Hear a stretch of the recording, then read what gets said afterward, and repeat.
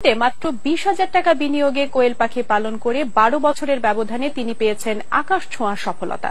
তার এই সাফল্যে অর্থনৈতিক মুক্তির আশায় এলাকায় আরো অনেকেই এখন কোয়েল পাখি পালনে আগ্রহী হয়ে উঠেছেন। বিস্তারিত দেখুন বদরুল আমিন চৌধুরীর রিপোর্টে।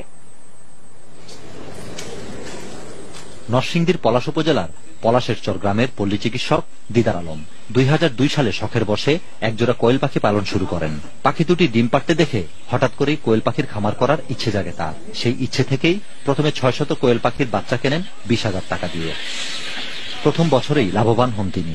এরপর প্রতি বছরই খামারের পরিধি বৃদ্ধি করতে থাকেন দিদার আলম। বর্তমানে তার খামারে রয়েছে প্রায় 30,000 পাখি। প্রতিদিন পাওয়া যাচ্ছে প্রায় 25,000 ডিম। প্রথমবার যখন আমি পাখি করি তখন সবাই হাসাহাসি করছে, এক ধরনের টিটকারি করছে, মানে যাই যে মন্তব্য করছে, কিন্তু লাস্টে এখন দেখা গেছে সবাই আমার প্রতি আকর্ষণে উঠছে।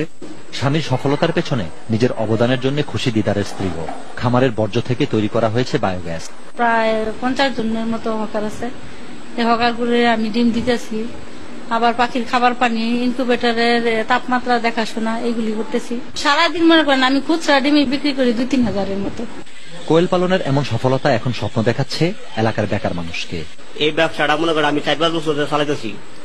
এখন আমি এই ব্যবসা করে মনে করেন আমার সংসার চলতেছে। লেয়ার মুরগি বা ওইয়া মুরগি যেগুলো এটা দিনের দিন এটা আর বেশি উপরস্থ ভাই আর বেশি বাড়তেছে। 7 দিনের ওইলে এটা ডিম দেয়। অপুষ্টি রোধ সহ বেকার সমস্যা সমাধানে কোয়েল পাখির খামার সম্প্রসারণে প্রয়োজনীয় সব রকম সহায়তা অব্যাহত রয়েছে বলে জানালেন জেলা প্রাণী সম্পদ কর্মকর্তা।